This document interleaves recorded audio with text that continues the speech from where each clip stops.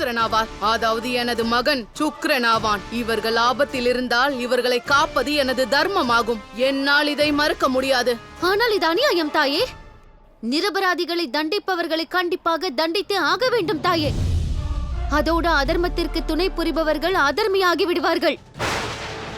பாவிகளுக்கு துணை புரிபவர்களை பாவி என்றே கூறுவார்கள். பாவத்தை அழிப்பதற்காக, அதர்மத்தை அழிப்பதற்காக நடக்கும் இந்த தர்ம யாகத்திற்கு தங்களை பலி கொடுக்க தயாராகி விடுங்கள். விலகி செல்லுங்கள் தாயே. இவர்களை நான் தான் தண்டிக்கப் போகிறேன். நான் விலக மாட்டேன். இவர்களை காப்பாற்றுவதற்காக உன்னுடன் யுத்தம் புரியவும் தயங்க மாட்டேன். தாயே, என்னை புரிந்து கொள்ளுங்கள். வழியை விடுங்கள். இயலாது. என்னால் வழிவிட இயலாது பார்கவி. விலகி போங்கள் தாயே. இல்லையே என்ன ஆகிவிடும் பார்கவி? இல்லை என்றால்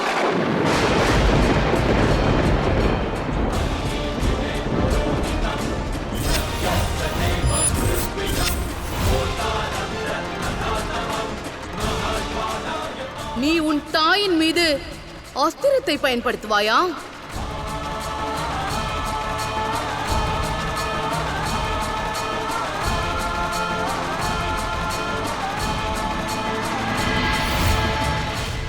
அதர்மத்திற்கு துணை புரிபவர்கள் மீது அஸ்திரங்களை பயன்படுத்தத்தான் வேண்டும். ஆனால் நீங்கள் என் தாயாவீர்கள்.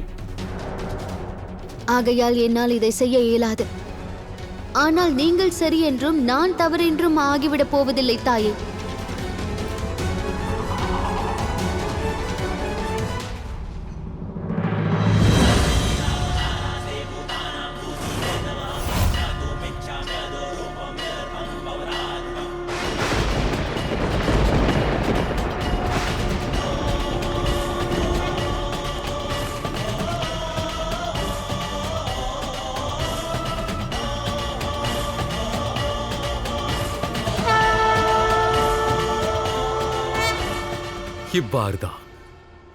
இவ்வாறுதான் அன்று தங்கள் தாய் அநியாயம் செய்தார்கள். இவ்வாறுதான் அவர்கள் பாவத்திற்கு துணை புரிந்து அதர்மத்திற்கு ஆதரவளித்தார்கள்.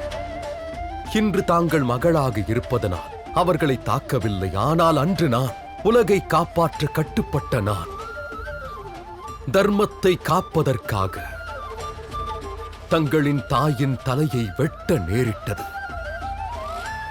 இதன் காரணமாகவே நீங்கள் அனைவரும் என் சத்ருவாக மாறினீர்கள். நாராயணா, நான் உங்களை பார்க்கவும் விரும்பவில்லை, உங்கள் பேச்சை கேட்கவும் விரும்பவில்லை. இப்போது உன் சூழ்ச்சி என்னிடம் செல்லாது. இங்கிருந்து சென்றுவிடு. நிச்சயம் செல்வேன் தேவி, நிச்சயமாக செல்வேன். ஆனால் நான் சொன்னதை ஒருமுறை நினைத்துப் பாருங்கள். காரணம், தர்மம் என்னும் பாதையில் அன்று நான் நின்றது போல அதே மார்க்கத்தில் தாங்களும் நிற்கிறீர்கள். அதனால் எது உச்சிதம், எது உச்சிதம் அல்ல என்பதை தாங்களே சிந்தியுங்கள். அன்று நீங்கள் செய்தது தவறாகத்தான் இருந்தது. அது எப்போதும் தவறாகத்தான் இருக்கும். குரோதம் என்பது யுத்தத்தை மட்டுமே வளர்க்கும், அமைதியை அழிக்காது தேவி. அமைதியான மனதோடு அனைத்தையும் மறந்து இந்த நிலையை மற்றும் என் கர்மங்களையும் நினைத்துப் பாருங்கள். அப்போது ஒருவேளை சரியான முடிவுக்கு வர நேரிடும். நான் தவறானவன் என்று தெரிந்தான் நான் நாராயணன் மீண்டும் தங்கள் முன்னால் தோன்ற மாட்டேன். எந்த அசுரர்கள் லக்ஷ்மி நாராயணரின் பிரிவிற்கு காரணமாக இருந்தார்களோ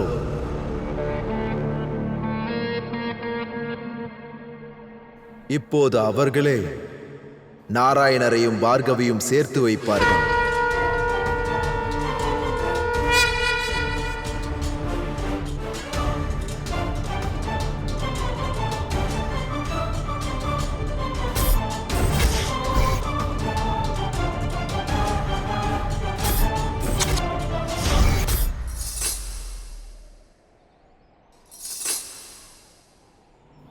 எந்த நினைவில் ஆழ்ந்துள்ளீர்கள் தேவி? தேவரிஷி, வணங்குகிறேன். நீங்கள் இங்கே? அதோடு தேவரிஷியாக நான் இருப்பதனால் தேவகணங்களுக்கு மட்டுமே நான் தகவல் கூறுவதில்லை.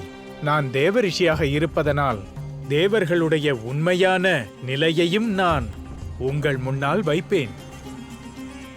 அதாவது நீங்கள் நாராயணருக்கு பரிந்து பேச வந்திருக்கிறீர்கள்? இல்லை, நான் இங்கே உங்கள் கண்ணோட்டத்திலிருந்து பாரபட்சத்தை விலக்கவே வந்திருக்கிறேன். இன்று வரை உங்கள் நாராயணரை உங்களுடைய தாய், உங்கள் தந்தை மற்றும் உங்கள் சகோதரரின் கண்ணோட்டத்தில் பார்த்தீர்கள். இப்போது நேரம் வந்துவிட்டது.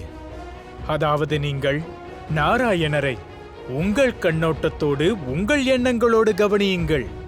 புரிந்து கொள்ள பாருங்கள். அதோடு அவரை அறிந்து கொள்ளுங்கள்.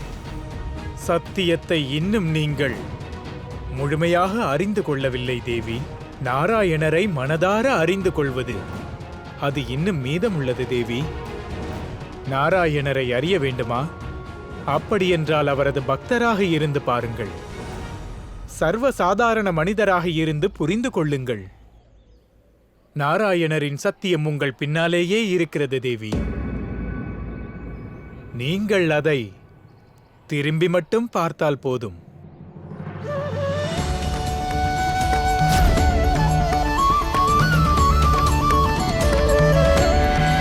இவர்கள் அனைவரும் தன்னிடம் இருக்கும் கண்களை மட்டுமல்லாது அவர்களிடம் இருக்கும் மனக்கண்களாலும் நாராயணரை பார்த்திருக்கிறார்கள்.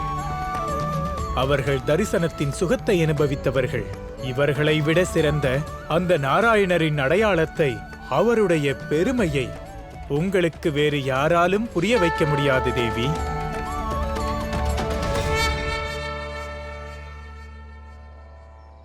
உலகத்தின் கண்ணோட்டத்தில் ஒரு மனிதனின் அடையாளங்கள் மாறப்போவதில்லை. இருந்தாலும் உங்களது கண்ணோட்டத்தை புரிந்து கொள்ள நான் தயாராக இருக்கிறேன். இப்போது கூறுங்கள்.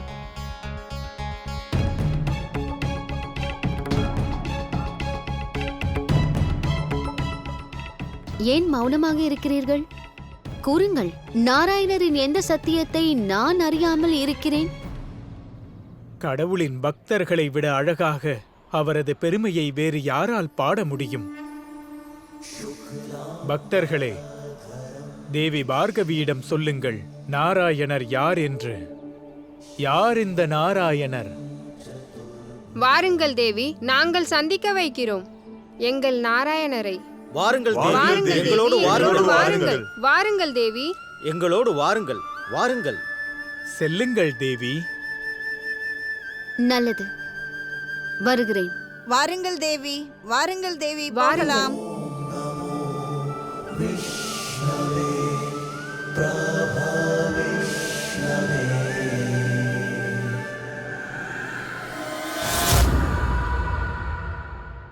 அசுரகுரு, அசுரகுரு.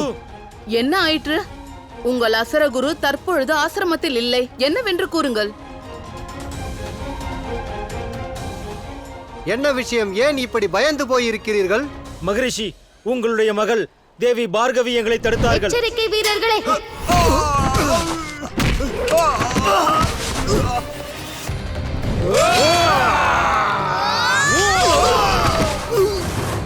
இவர்கள் ஆபத்தில் இருந்தால் இவர்களை காப்பது எனது கடமையாகும்.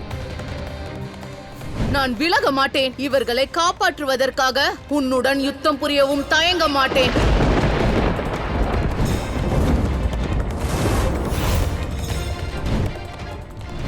இவ்வாறுதான் அன்றும் தங்கள் தாய் தவறு செய்தார்கள். அன்று அவர்கள் பாவத்திற்கு துணை புரிந்து அதர்மத்தின் பக்கம் நின்றார்கள்.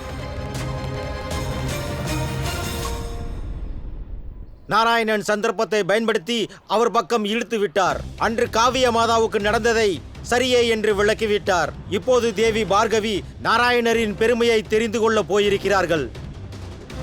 நாராயணனை அல்ல, பார்கவி தன்னுடைய உண்மையை, தன்னுடைய அடையாளத்தை அறிந்து கொள்ள சென்றிருக்கிறார்கள்.